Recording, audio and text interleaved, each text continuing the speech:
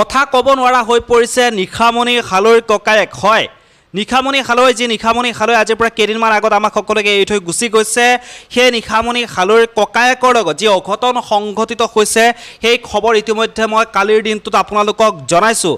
এতিয়া গোটেই ঘটনাটোৰ স্পষ্টীকৰণ দিছে নিশামণি হালৈৰ ককায়েক পংকজ প্ৰীতমে। আচলতে পংকজ প্ৰীতমে বৰ্তমান অৱস্থাত কথা ক'ব নোৱাৰা অৱস্থা হৈ পৰিছে। কি হৈছে পংকজ প্ৰীতমৰ, গোটেই কথাখিনি স্পষ্টীকৰণ দিছে নিশামণি হালৈৰ ককায়েকে। যিহেতু নিশামণি হালৈৰ পিতৃ ৰমেন হালৈয়ে সামাজিক মাধ্যমৰ জৰিয়তে জনাইছিল যে বিপদে তেওঁলোকৰ পৰিয়ালটোক পিছ এৰা নাই, বিপদে তেওঁলোকক প্ৰত্যেকটো মুহূৰ্ততে খেদি ফুৰিছে, এনেধৰণৰ এটা মন্তব্য আগবঢ়াইছিল নিশামণি হালৈৰ পিতৃয়ে। আচলতে কি হৈছিল নিশামণি হালৈৰ পৰিয়ালটোৰ লগত, কি হৈছে নিশামণি হালৈৰ ককায়েকৰ, বহুতেই জানিব বিচাৰিছিল আৰু বহুতেই সেই কথাবোৰ জানিবৰ বাবে নিশামণি হালৈৰ ককায়েকক ফোন কৰিছিল।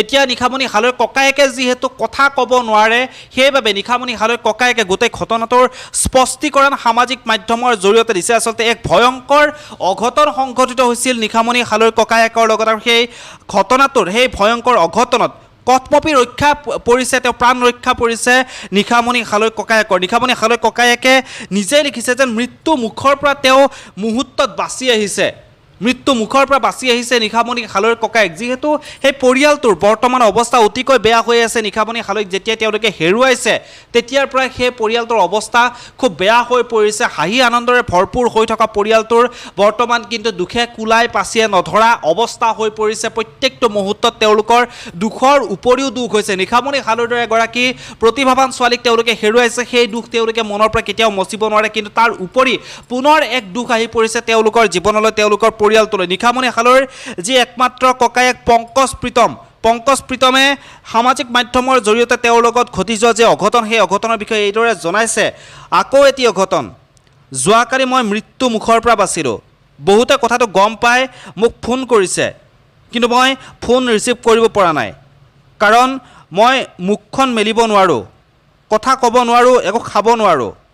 ঘৰত অলপ কাম কৰি ঘৰৰ চাজাত উঠিব লওঁতেই মই পৰি গ'লোঁ আৰু মোৰ মুখত আঁঠুৱাৰ ষ্টেণ্ডডাল বৰ বেয়াকৈ সোমাই গ'ল, কেইবাটাও চিলাই কৰিব লগা হৈছে।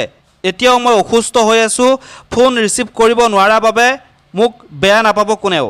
মোক মেছেজ কৰিলে ৰিপ্লাই দিবলৈ চেষ্টা কৰিম, আশীৰ্বাদ কৰিব যাতে মই সোনকালে সুস্থ হৈ উঠোঁ। এনেধৰণৰ মন্তব্য আগবঢ়াইছে বৰ্তমান সময়ত পংকজ প্ৰীতমে সামাজিক মাধ্যমৰ জৰিয়তে। ছ'চিয়েল মিডিয়াত সামাজিক মাধ্যমত তেওঁৰ ঘটনাৰ স্পষ্টীকৰণ দিছে। যিহেতু বহুতেই খবৰটো ল'ব বিচাৰিছিল কি হৈছিল নিশামণি হালৈৰ ককায়েকৰ লগত, কিদৰে অঘটন সংঘটিত হৈছিল সেই পৰিয়ালটোৰ লগত, এতিয়া স্পষ্টীকৰণ পংকজ প্ৰীতমে সামাজিক মাধ্যমত এইদৰে দিছে। সকলোৱে কামনা কৰক তেওঁৰ ককায়েক যাতে খুব সোনকালে সুস্থ হৈ উঠে, নিশামণি হালৈৰ ককায়েক যাতে সোনকালে সুস্থ হৈ উঠে, তাৰে কামনা কৰিছোঁ। আৰু এই ভিডিঅ'টোৰ পৰা ইমানতে বিদায় লৈছোঁ। ধন্যবাদ।